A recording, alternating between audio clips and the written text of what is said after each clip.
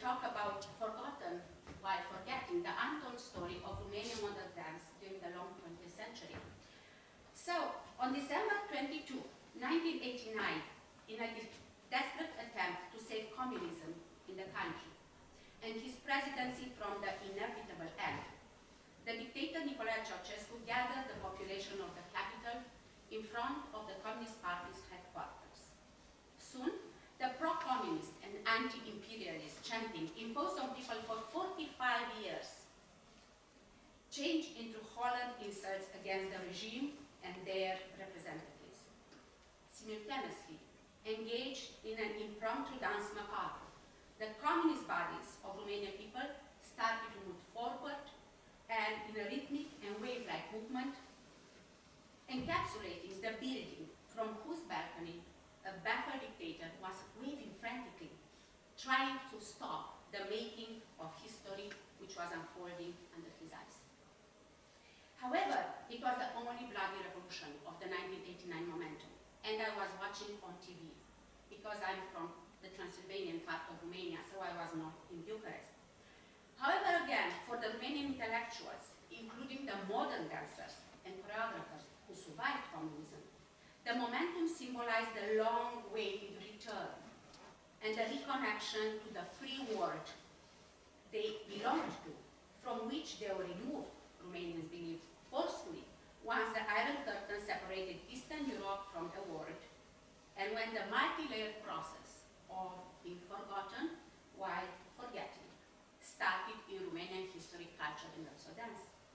Before the Second World War, the island of Latinity in the Slavic Sea, as Romanians loved to call their country, had a parliamentary democracy, a booming economy, a refined culture, tied in many ways with the Western one, from which modern dance was not absent. In 1945, Romania became just a satellite of the Russian Soviet power.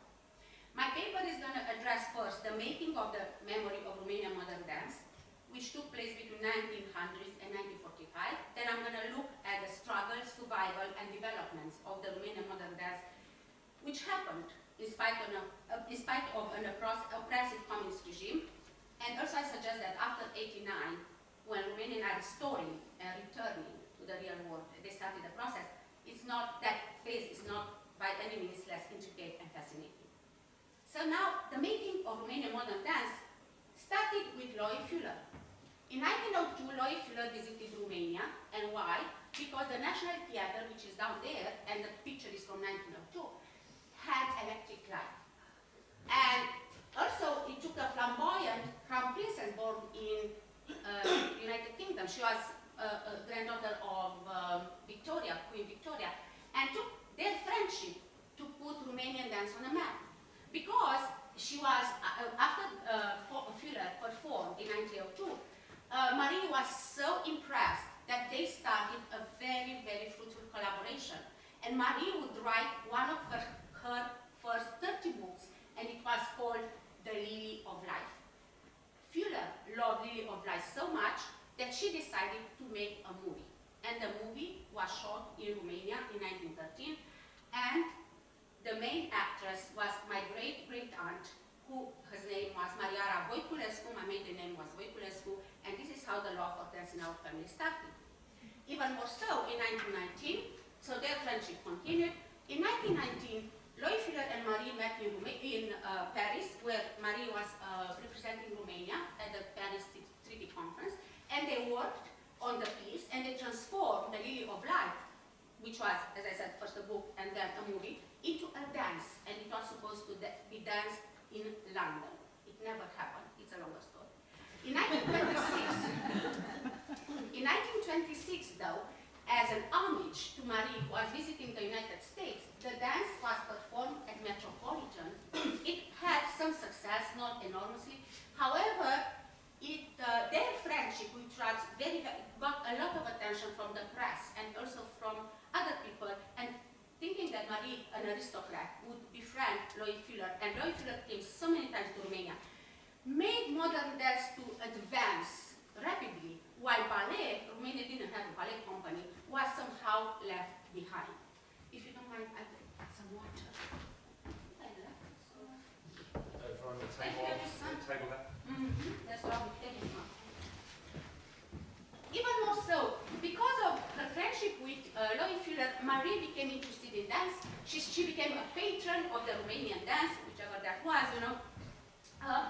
Then, what also happened, it is very interesting, Marie wanted to educate her daughters, who are two princesses, in, you know, in dance. And it's interesting because she was half Russian. Her mom was the daughter of a Tsar. And even though Romania was full of Russian ballet dancers emigrate who were fleeing the historical events from Russia, from Soviet Union, she preferred to teach her daughters modern dance.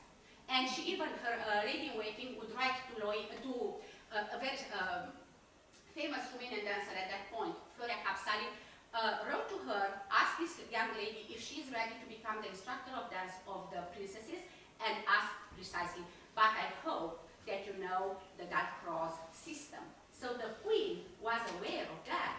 Indeed, this lady called Floria Capsali was educated in Paris. She studied with Cicchetti. She also studied with Dalcroze, and she came back to Romania and she opened a studio.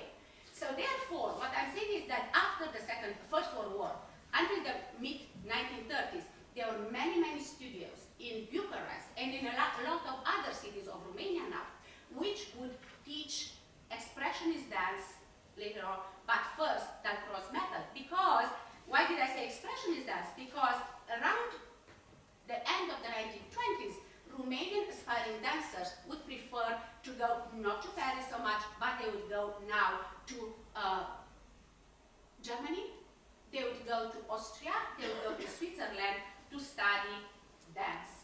It was a time, as Virgil Corney, I'm going to tell you his story, he died recently in Ithaca near Albany at the age of 98. Too bad I didn't manage to interview him.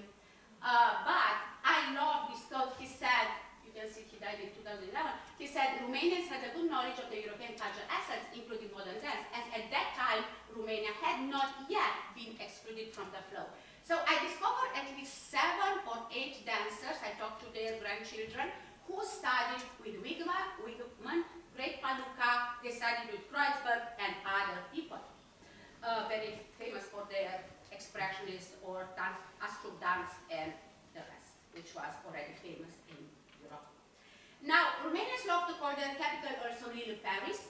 Little Paris had a vibrant dancing scene. Of course, the afternoon of the fall, of course, created a scandal. People were very unhappy about the sexuality and the lack of properness. Now, a lot of expressionist performances took place. Even congresses and conferences on dance were happening and took place in the capital Bucharest and in my main city Cluj. To tell you, even Harald Kreuzberg would have 2 performances in Romania in 1937 on March 29 and April 1st. And that fall of 1937, Ballet Suédoise Rolf de Marais would also visit Romania. I'm looking more into this. Now, what is also interesting, I would like to talk a little bit about this expressionist dancer. She was the most, let's say, accomplished Romanian modern dancer of the interwar period. You can see that she also moved to Ithaca in 1969.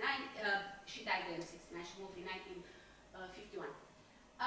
Just to take a look where she studied. She studied at Hellerau with Rosa Chaldet, at Dresden, and she said about the German ladies did not scare me at all. I returned in the fall back to Bucharest, happy to work the way I know. In Salzburg, she studied with Kreuzberg, in Berlin with Max Trappist. What I also wanted to say is that while researching Romanian modern dance and going back in my past and my own memories, I realized that actually it's such an interesting new topic of research, namely the cultural diplomacy of the Second World War. Unfortunately, Romania was on the Axis, side, and this lady would tour Germany, would be hailed as another Mary Wigman of Romania. She was extremely successful. Even patronage of the arts was developing already in Romania. I was very surprised to learn about this. However, she indeed returned to Romania, and she was the most successful, the most beloved modern dancer of that time. Now, however, this promising emerging important, I'd say, stage of Romanian modern dance, the one of belonging, adapted and adopted influences, exchange of ideas and experiments came to a halt when the country was encapsulated in the Eastern Communist bloc and when the process of forgetting while forgotten started. Politically, my native country was one of the least obedient countries of the communist bloc. Romanians, they always have something to say against what's going on and to comment and to oppose things. However, politically, unfortunately, culturally, Romanian followed in the footsteps of the communist Soviet style. Romanians in 1945, already the culture became highly conservative, highly nationalistic, and Romanian dancers were asked to stop with all those experiments and to start to create a real dance, which was supposed to educate the masses, to be optimistic, to be propagandistic, and to be proud. Now, modern dance became a threatening art. In 1948, it took just a little bit, a couple of years, to realize that all the studios had to be closed because they were, the source of that trap.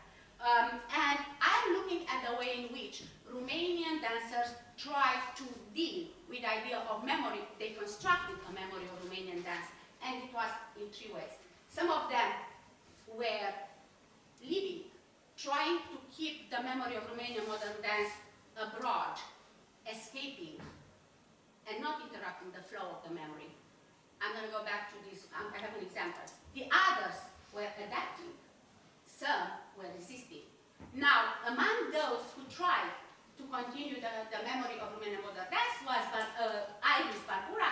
She would go to Germany. Germany had enough problems with their own modern dance, so she would go to Ithaca, hoping that at Cornell University she would relaunch her career. It was not a good, it didn't happen, and in 1969 she committed suicide. It's a very sad story. She had auditions with Martha Graham, she danced a bit with José Limón, but somehow it didn't work out for her. Now, others, like you remember I told you about the instructor of dance of the Romanian princesses, she would forget modern dance. She would prefer to get inspiration for her dances from the more safe folk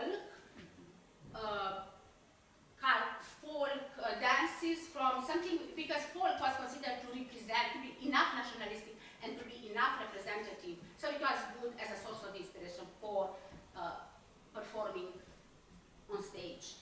Now, others were forced to forget. For instance, it's the case of three fantastic dancers, Trixie Cecais, Stere Popescu, this is Trixie Cecais, Stere Popescu and Gabriel Popescu, who had a wrong sexual orientation. People which dancers, especially modern dancers who had this wrong sexuality, were sent to trials and incarcerated. They would come back, but after that, you can imagine their career was not the same because they broke them literally and emotionally. Now, and here is the point. We are in the midst of, let's say, the heydays of Romanian communism. It's the 50s and beginnings of the 60s. I already mentioned that yesterday, but I have to go back and to say that no, Martha Graham never visited Romania. Agnes de Mille and Ernest Stodel both said that Romania was the only country beyond Arătat where Graham danced. I demonstrated already that there were two other countries, and they were Yugoslavia and Poland, but definitely not Romania. I did research at the Archive of Foreign Ministry, Romanian Institute of Cultural Relationship with Foreign Countries, and even the Secret Services Archive. And I found indeed that they sent 4 times between 1960 and 1964 this lady. This is Agnes de Mille on the right, and on the left is Ines Brown. She was highly powerful. She was a consultant of the State Department in terms of cultural exchange. She was also a very powerful person at the American National Theatre Academy. She came 4 times, and she couldn't manage to get an invitation for Martha Graham. And it was very frustrating because Graham in 1962 would go to Belgrade, which is like 2 hours ride from Bucharest. However, why was that? First of all, can I tell you that they didn't like Ines Brown because they said, I found, in the Secret Service, she had a file there, that she looked so imperialistic, and her hats were too out of place, and she was I'm not kidding. And they said something. She's just trying to, it's another proof of imperialist emotional lack of depth and lack of correct morals. So definitely Ines Brown was not the person to send an old, Martha Graham was called old and crazy, and they said that the Romanians don't want to see on their stages this kind of art. We don't want to import this kind of artists. So no, she didn't travel to Romania. Now I'd like to address, we are here in 62, Martha Graham was supposed to go to Romania. She didn't go. However, let me tell you that in 1965 a miracle happened. I'd like to share with you that unlike his belief from outside, communism never developed in a linear way. It had ups and downs, moments of openness and moments of closeness. And in 1965, that dictator I described, living his last moments of his presidency and soon his life, came as a beam of light. In 1965, Nicolae Ceausescu was young, he was pro-American, he was anti-Soviet, he was defiant. For instance, Romania was the only country from the communist bloc which didn't send troops to Prague in 1968 at the uprising in the spring of, in Prague. However, that part is remembered. I interviewed so many people, they call it trendy socialism or socialism, communism with a human face. It was so good that the Romanians in 1965 would travel to Paris and present a dance based on Pierre Boulez's music, The Hammer Without a Master. I had a video, so probably I'm gonna, towards the end, if I can find it. Yesterday, George helped me, but somehow something happened in between. Let's go further. In 65, Romanians traveled to Paris and presented a modern dance. You can search on the YouTube and you have Stere Popescu.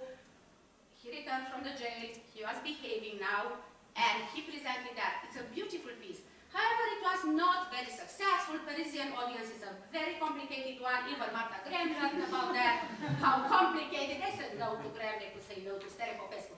Even worse, Stere Popescu, who was the main dancer, and the choreographer, another Popescu not related, would defect.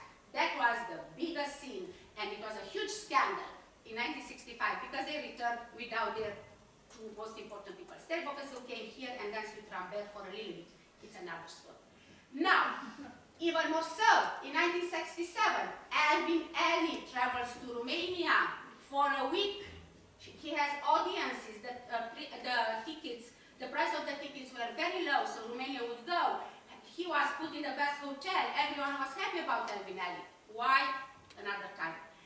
I prepared another paper on Alvin Ailey. Why Romanians would like an African American and not Graham? 1968. I'm so proud of this. This is called second dosage. The 20th century, poetry and dance.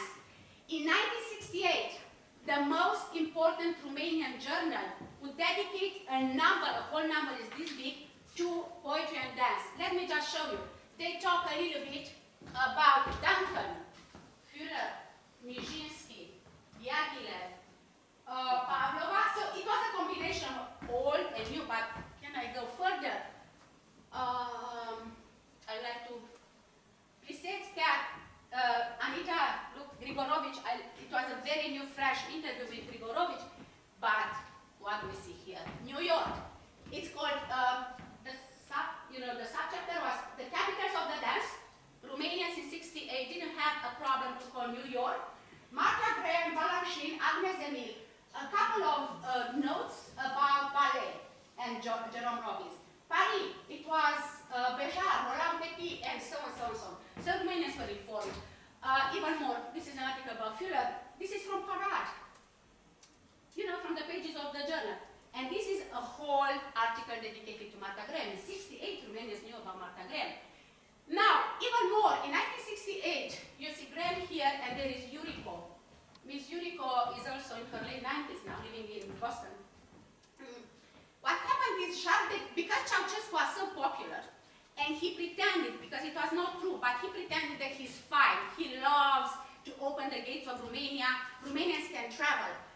Therefore, Romanian dancers started to get a scholarship and grants. So I interviewed Miss Cesar, a lady who was in that video I was supposed to show you.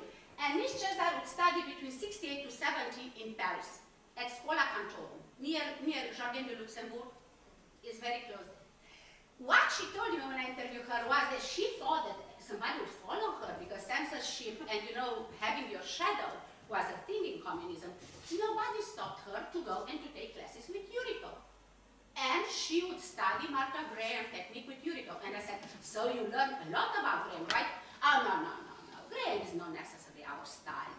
I like Graham. Somehow it's an anti-Graham feeling. Now, what I also wanted to say is that she came back, she went to Köln and studied with another Graham dancer, Glenn Tackley, and she came to Romania and she was allowed to create a Romanian dance company called Contemp, from contemporary. Romanians didn't like the term modern dance. They prefer to say contemporary dance. And now we get my favorite story. I was researching at Victoria and Albert when I met Vicky Thompson. There she is.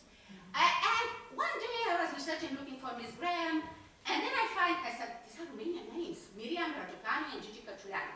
And I found out that these two guys came to Edinburgh, and Edinburgh Festival in '71, again, it's full communism.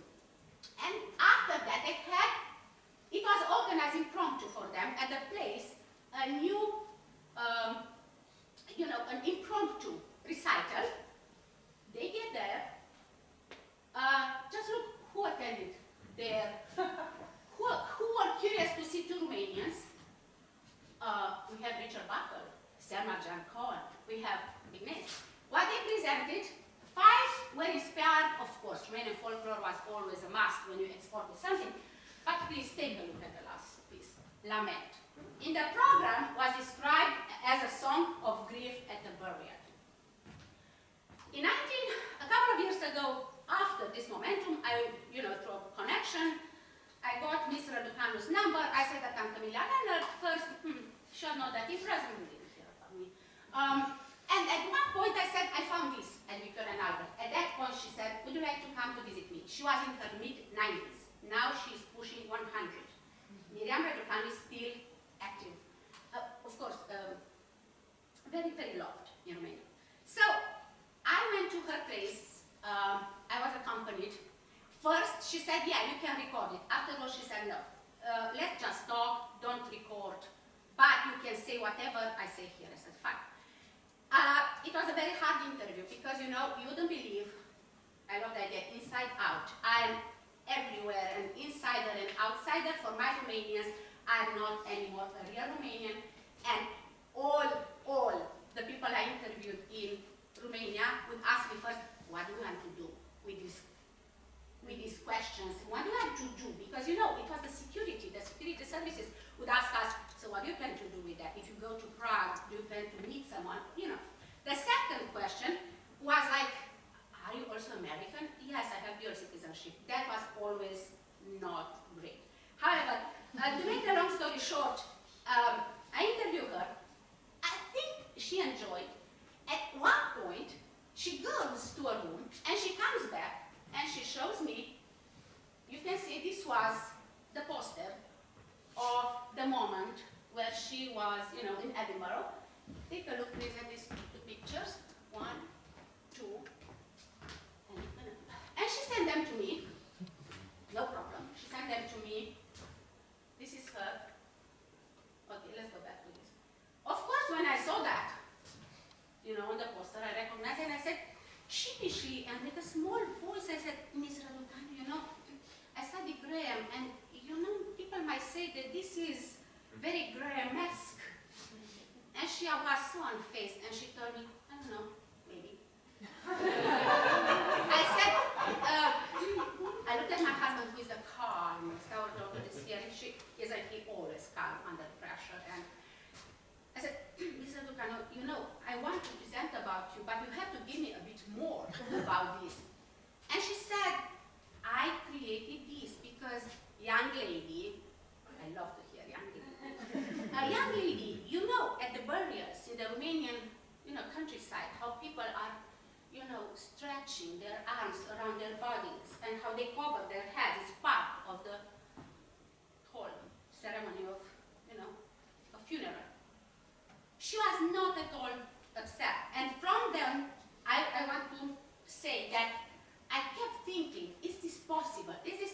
that don't work. She created this in early 1970s. Graham created her lament in the 1920s. Okay? And then I went back and forth. I'm not going to ask you to believe a thing or another because, you know, I think us as dance historians, we are detectives, we are thinkers, but we are not prosecutors. We look at things. She is a living memory of dance. She is a living memory of communism.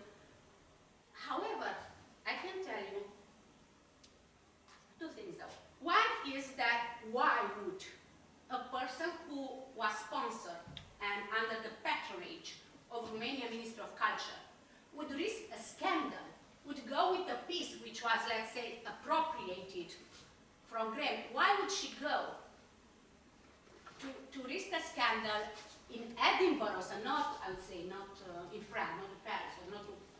Why would she go, knowing that if the scandal erupted, it was the end of her career, no other chance to go and promote her art elsewhere?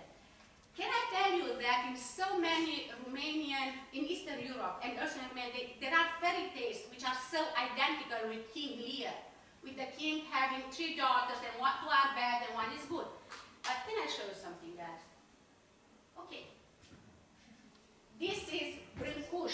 Of course, today I'm very patriotic. Romanian or Brâncuș, I saw this. This is in Târgu Jiu in southern Romania. This is Brâncuș. And this is Noguchi. So, who created first this? Brâncuș. Did Noguchi study with Brâncuș? Yes. It's a new biography of Noguchi.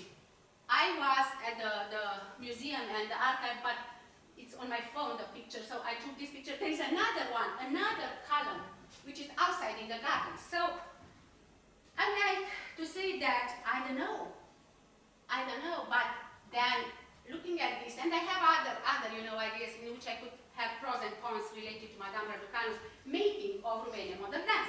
As I have limited time, let me say that today, what happened in 1989, after Ceausescu, maybe you remember, in that bloody revolution, he was killed, executed actually, by a firing squad.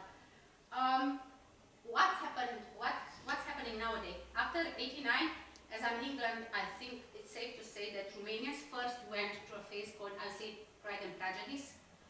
Romanians were so proud of their achievements, but also they were afraid of going out, but also letting people come in with their own ideas, because it was like being colonized by Soviets. And Romanians had first to find their own power, I would think so. I'm very, very happy to say that things are getting better and better. This is in Romanian. It was created a couple of years ago, and it's a fantastic place for research. It's a Romanian Center for Dance, National Center for Dance. And of course, you probably heard about the scandal from Romanian National Opera between Alina Cojocaru, the former principal of